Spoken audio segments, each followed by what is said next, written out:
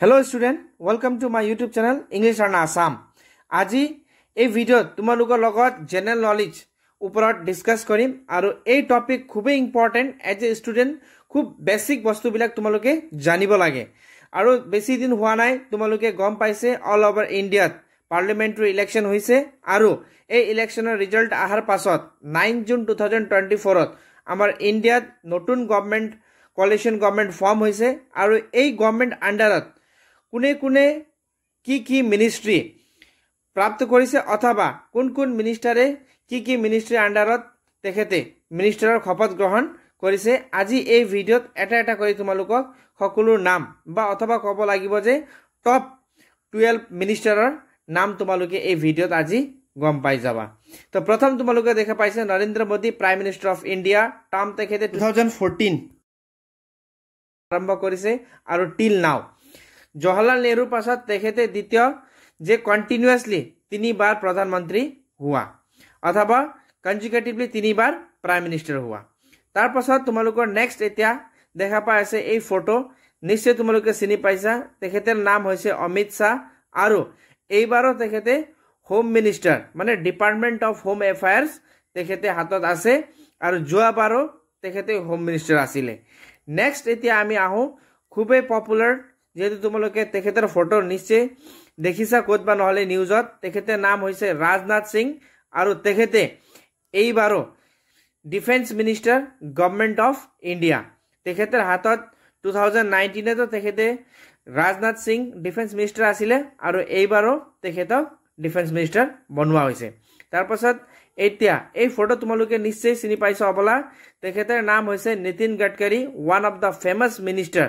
যোৱাবাৰো তেখেতে road transport highway তেখেতে কৰিছে আৰু তোমালোকে নিশ্চয় গম পাইছা আমাৰ ব্ৰহ্মপুত্ৰৰ ওপৰতো ব্ৰিজ হৈছে আৰু তেখেতে মিনিষ্ট্ৰি আন্ডাৰতে আমাৰ অসমতো ব্ৰিজ কনষ্ট্ৰাকচন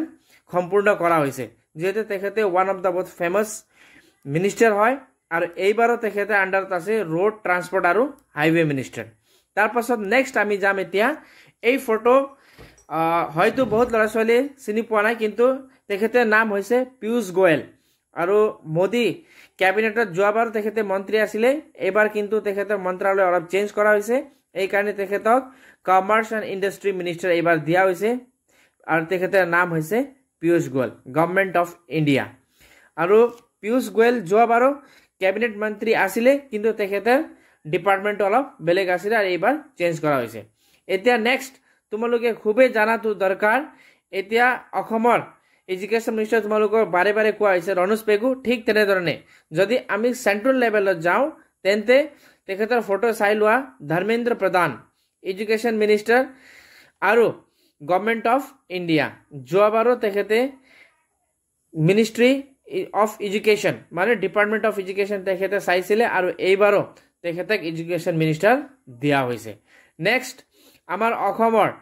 অতি জনপ্ৰিয় ক'ব লাগিব আমাৰ সৰ্বানন্দ সোণোৱাল ছাৰ তেখেতৰ কাৰণেও যোৱাবাৰ আয়ুষ মন্ত্ৰালয় দিয়া হৈছিল ক্যাবিনেটত কিন্তু এইবাৰ তেখেতৰ ডিপাৰ্টমেণ্ট চেঞ্জ কৰা হৈছে অথবা ports shipping and waterways minister তেখেতক এইবাৰো দিয়া হৈছে আৰু এই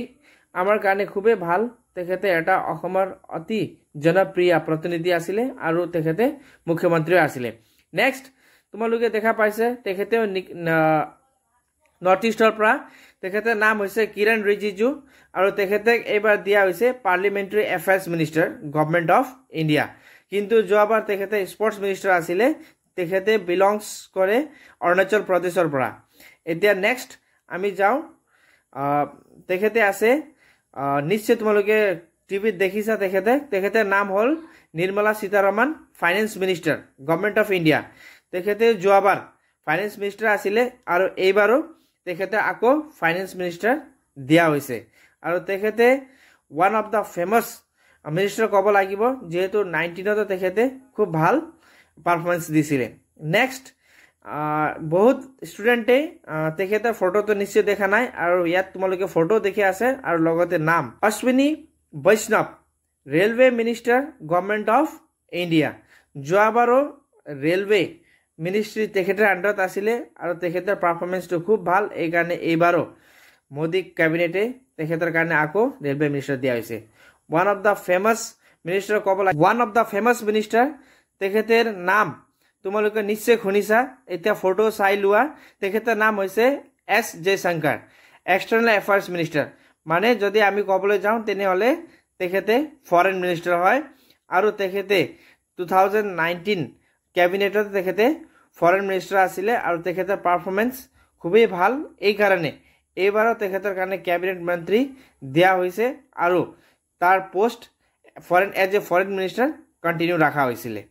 আৰু এতিয়া নেক্সট হৈছে তেখেতৰ নাম হৈছে জেপি নাড্ডা যেহেতু তোমালোকে তেখেতে যোৱাবাৰ কেবিনেট মন্ত্ৰী নাছিলে তেখেতে এজ এ বিজেপি প্ৰেসিডেন্ট আছিলে কিন্তু এইবাৰ তেখেতক family health and family welfare মানে হেলথ মিনিষ্টাৰ বনোৱা হৈছে মিনিষ্টাৰ গভৰ্নমেণ্ট অফ ইণ্ডিয়া তেখেতৰ কমপ্লিট দায়িত্ব দিয়া হৈছে ফ্যামিলি এণ্ড ওয়েলফেয়াৰ অথবা হেলথ মিনিষ্টাৰ আৰু লগতে কোনোবা এই চেনেলত আজি যদি প্ৰথমবাৰ ভিজিট কৰিছে তেনেহ'লে কাইন্ডলি চেনেলটো সাবস্ক্ৰাইব কৰিব যাতে সকলো ধৰণৰ এডুকেশ্যন ৰিলেটেড ইনফৰমেশ্যন এই চেনেলত দিয়া হয় আৰু আপোনাক প্ৰথম এই নটিফিকেশ্যনটো গুচি যায় এই কাৰণে কাইন্ডলি চেনেলটো সাবস্ক্ৰাইব কৰিব আৰু ইনফৰমেশ্যন ভাল লাগিলে শ্বেয়াৰ কৰিব সকলো ষ্টুডেণ্টৰ কাৰণে এই ইনফৰমেশ্যনটো ইম্পৰ্টেণ্ট হয় থ্যাংক ইউ ফৰ ৱাচিং দ্য ভিডিঅ'